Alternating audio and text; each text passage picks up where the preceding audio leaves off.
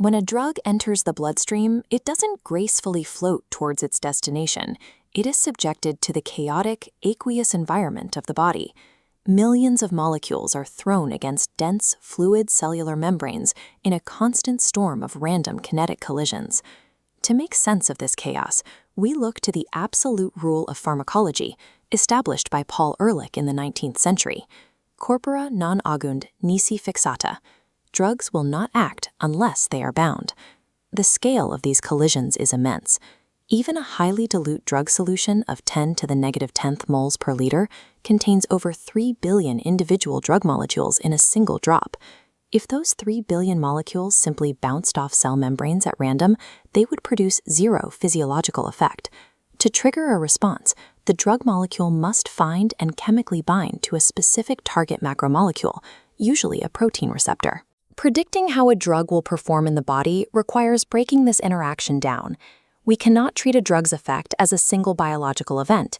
Instead, it is calculated as a two-step mathematical process. We must separate the physical probability of a molecule binding to a receptor from the thermodynamic probability of that receptor actually activating.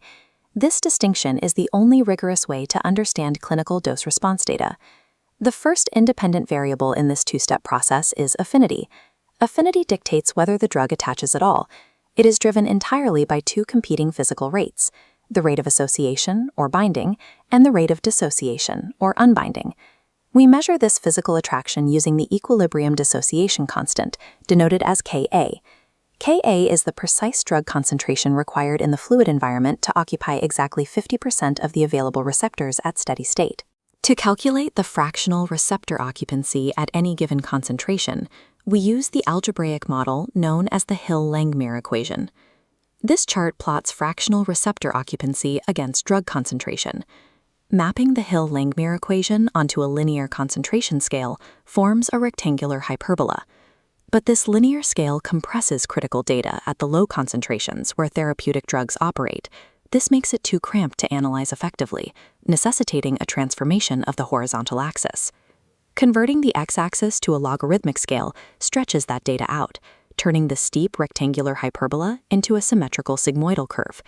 Here, the Ka value sits exactly at the 50% mark on the vertical axis.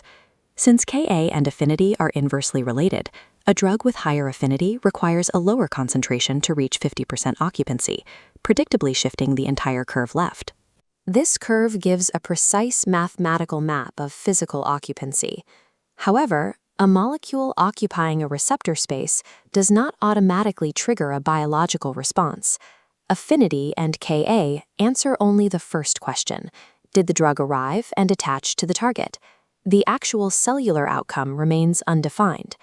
To answer what happens next, we need the second independent variable, efficacy. Represented by the lowercase letter e, efficacy is the thermodynamic tendency of the drug receptor complex to physically transition from a resting to an active state. Here we have two distinct ligands. Ligand A binds and induces a conformational shape change in its target receptor. Ligand E binds to an identical receptor, but the protein structure remains completely static. Ligand A is a full agonist. It possesses high efficacy, meaning the molecule is capable of driving the receptor population into an active state robust enough to elicit the maximum possible tissue response, known as Emax.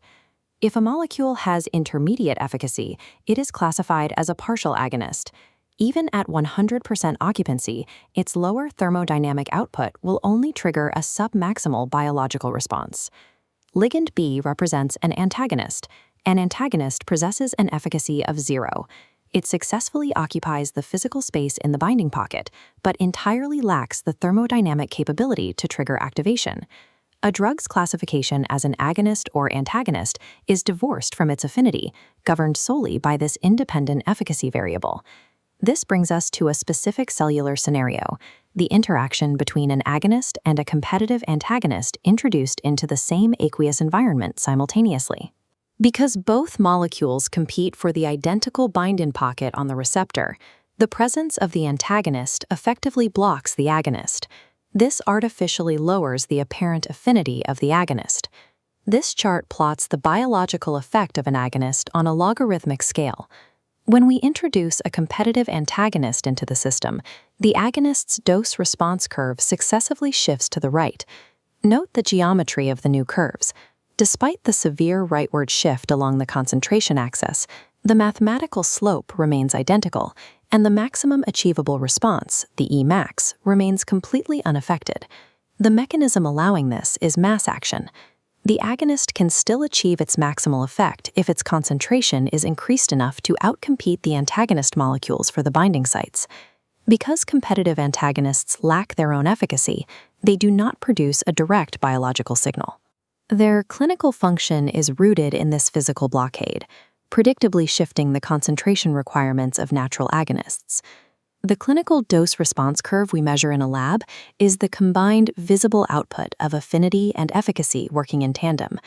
However, the biological effect curve rarely mirrors the raw receptor occupancy curve on a one-to-one basis.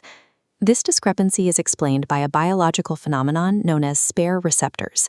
Many tissues possess an overabundance of targets.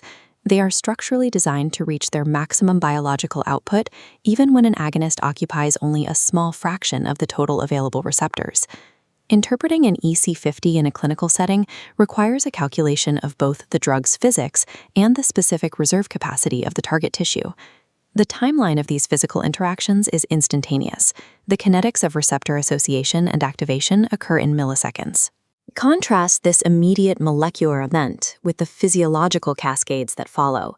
The cellular machinery requires minutes, and sometimes hours, to fully unfold the desired biological response. The ultimate consequence of sustained receptor manipulation extends beyond acute reactions. Over time, continuous binding initiates pathways that alter long-term gene expression within the cell. This genetic shift triggers delayed phenotypic changes, such as physical cardiac hypertrophy or the chronic desensitization of the receptor population itself. The immediate mathematical realities of affinity and efficacy provide the necessary framework for predicting these chronic shifts. We cannot understand the long-term management of a patient without first accounting for the millisecond interactions that initiate those changes.